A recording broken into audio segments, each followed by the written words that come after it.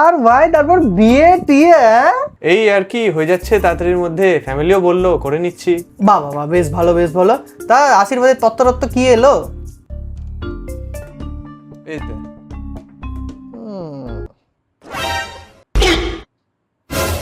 এই রে, সৌরভ রাজপুতের কেস নাকি? আচ্ছা ওসব বাদ দে, বল তোরা হানিমুনে কোথায় যাচ্ছিস সেটা বল। আরে ভাই মেঘালয় প্ল্যান হয়েছে যাওয়ার। এই রে, রাজা রঘুবংশীর কেস নাকি? ভাই তোর ফিয়ন্সের নামটা একটু বলিস তো আমাকে। ওর নাম সিয়া সিংহানিয়া, বেশ কিউট নামটা। হ্যাঁ।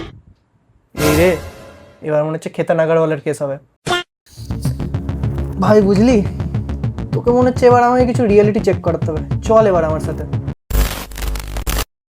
রিয়েল লাইফে গুড আর ইভিলের মধ্যে না আমরা খুব ইজিলি ডিফারেন্স খুঁজে বের করে নিই, কিন্তু ওটাই যখন রিয়েল লাইফে আসে না, একই চামড়ার মধ্যে কে ভালো কে খারাপ সেটা খুব একটা না সহজে আমরা বুঝতে পারি না। আর এই একই রকম ঘটনার একটা প্রাইম এক্সাম্পল হচ্ছে যেটা শ্রিয়া গয়াল আর কেতন আগারওয়ালের সাথে যে ঘটনাটা ঘটলো সেটা। মানে তোমরা দেখো, একটা মানুষ যে 17 কোটি টাকা তার বিয়েতে খরচা করতে চাইছে, সে চেয়েছিল লাইফে একটা লাভ স্টোরি পেতে, কিন্তু সে পেল কি? একটা বিট্রিয়াল। মানে এটা হচ্ছে রিয়েল প্রাইস অফ ট্রাস্ট। তো আসল ঘটনা সম্পর্কে জানা যাক, কি হয়েছিল 18 জুন। তো কেতন আগরওয়াল, যার ফ্যামিলির মিলিয়নে বিজনেস ফার্ম আছে, আর সিয়া গয়াল, যিনিও এক ওয়েলদি ফ্যামিলি থেকে বিলং করে, যেখানে সিয়া এবং কেতনের ম্যারেজ ঠিক হয়। আর তাদের ম্যারেজের জন্য 17 কোটি টাকা দিয়ে একটা ওয়েডিং প্যালেস বুক করা হয়েছিল। তো 18 জুন তারা দুজন লোহাগড় ফোর্টে সিয়ার বার্থডে সেলিব্রেট করতে যায়। কেতন আগরওয়াল অ্যাকচুয়ালি সিয়াকে অনেক বেশি ভালোবাসতো, কিন্তু কারো যদি ক্রাইম মেন্টালিটি থাকে তাহলে সে কি আর ভালোবাসা বোঝে? সিয়ার একটা বয়ফ্রেন্ড আছে যার নাম চেতন চৌধুরী। তো সিয়া আর চেতন মিলে আগে থেকেই প্ল্যানিং করে যে কিভাবে কেতনকে রাস্তা থেকে হটাবে। এ নিয়ে তাদের মধ্যে প্রায় 2000-এর মতো ফোন কল আর 238 ঘন্টার উপর কথাবার্তা হয়। তারপর আসে সেই 18 জুন, যেখানে কেতনকে লোহাগড় ফোর্ট থেকে ধাক্কা দিয়ে ছল করে ফেলে দেওয়া হয়। আর যতগুলো প্রমাণ ছিল সেগুলোকে সিয়া মিটিয়ে দিয়ে এটাকে একটা অ্যাক্সিডেন্ট দেখাতে চায়। যে ঘটনা পেরেন্টসদের সাথে কথা বলে খুব ইজিলি মিটিয়ে নেওয়া যেত, সেখানে সিয়া কেতনের প্রাণ নেওয়াটা খুব ইজি মনে করলো। এমনকি সিয়ার পেরেন্টসরা অবধি বলে তার ক্রাইমের যথাযথ শাস্তি দেওয়া উচিত। এটা যে শুধুমাত্র একটা ঘটনা এমন নয়, এরকম ঘটনা আগেও ঘটেছে এবং এখনও ঘটে চলছে।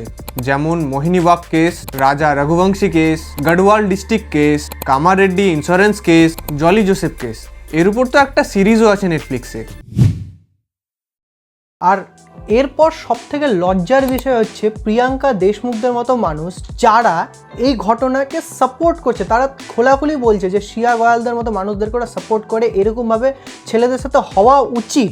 মানে ওরা বাড়িতে বসে চিন্তা ভাবনা করে এই জিনিসগুলো, এই ভিডিওগুলো বানাচ্ছে না। তার মানে কি ওরা এতটাই নিকৃষ্ট নাকি না পুরো পুরুষ জাতকে ওরা এতটা নিকৃষ্টভাবে দেখে যে এই কথাগুলো ওরা এত ইজিলি বলছে। আবার এরা এই ঘটনার জন্য নাকি দায়ী করছে কাকে? সিস্টেমকে, কাকে? পেরেন্টসদেরকে। আচ্ছা কোন স্কুলে এটা পড়ানো হয় যে তোমার যদি কাউকে পছন্দ না হয় তাকে মেরে দাও? বা কোন বাবা মা এই জিনিসটা শিক্ষাটা দেয় যে তুমি যদি কাউকে ভালো না লাগে বা যদি রাগ থাকে তাহলে তাকে মেরে দাও বা তার উপর টর্চার করো? এগুলো তো আমি আজ পর্যন্ত শুনিনি। আর সবথেকে বড় ঘটনা হচ্ছে যারা ফেমিনিস্ট আর কি, সেই পাবলিকদেরকে আমি বলতে চাই যে এই যে ঘটনাটা ঘটলো, কই তোমাদের পোস্ট, কই কোথায় তোমরা বলছো কিছু? আর সব থেকে হার্শ রিয়েলিটি জানো, আমাদের যে সিস্টেম বা আমাদের যে প্রশাসন, এখানটা তো একটা জিনিস দেখো, তোমাদের ওমেন সেফটি আছে, চাইল্ড সেফটি আছে, ভারতীয় ন্যায়শাস্ত্র 63 থেকে 67 অবধি, 74 থেকে 79 অবধি এই সমস্ত ধারাতে ওমেন সেফটি সম্পর্কে লেখা আছে। আইপিসি 498A-তে দেখো, ওখানটাতে লেখা আছে যে ওমেনদের উপর যদি কোনো রকম ডোমেস্টিক ভায়োলেন্স হয় বা ওমেনদের উপর যদি মেন্টাল ফিজিক্যাল কোনো টর্চার হয় তো তার জন্য প্রপার পানিশমেন্ট আছে। কিন্তু মেলদের ক্ষেত্রে কই? মেলদের উপর যদি সেম ঘটনাটা ঘটে, আইপিসি 304B এখানটাতে ডরি প্রহিবিশনের কথা তো লেখা আছে যে ডরির জন্য যদি কারোর ডেথ হয়, কিন্তু অ্যালিমনির জন্য যদি কোনো ছেলের ডেথ হয় সেটার রেসপন্সিবিলিটি কোথায়?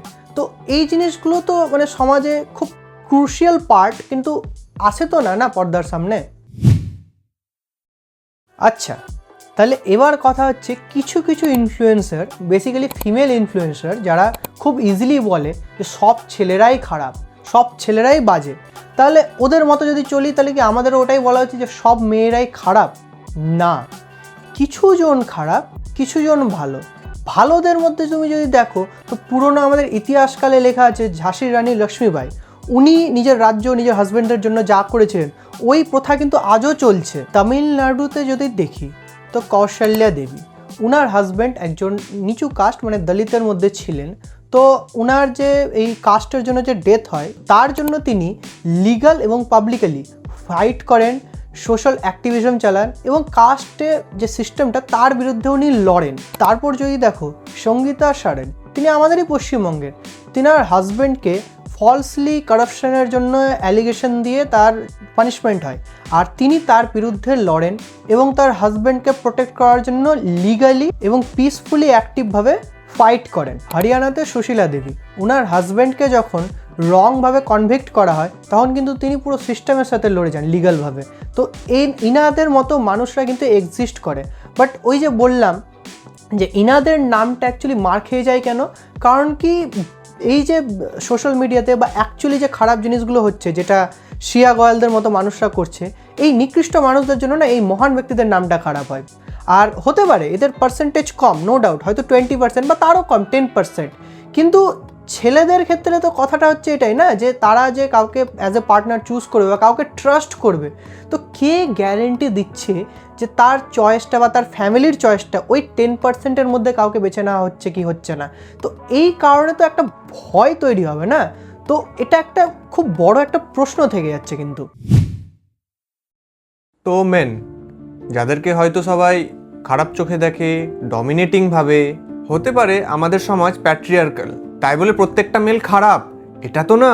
কারণ ওমেনরা সোসাইটিতে যখন তাদের অধিকারগুলো ফেরত পেয়েছে, একাংশ পুরুষ তাদের পাশেও দাঁড়িয়েছে। পুরুষদের জন্মের পর থেকে শেখানো হয় তাদের দায়িত্ব পরিবারের মুখে অন্ন জোগানো। তারা যদি আর্ন না করতে পারে তারা নিজের পরিবারেরই সদস্য হয়ে উঠতে পারে না। স্ত্রী, সন্তান, মা, বাবা, এমনকি পুরো পরিবারের উপর কোনো বিপদ আসলে সম্পূর্ণ দায়িত্বই পুরুষকেই নিতে হয়। এমনকি তাদের ম্যারেজ লাইফও তাদের স্যালারি দেখে ডিসাইড করা হয়। এত কিছুর পরেও তারা কোনো রকম রেসপেক্ট তো পায় না। অ্যাজ এ রিওয়ার্ড তারা কেতন আগরওয়ালের মতো ঘটনার সম্মুখীন হয়।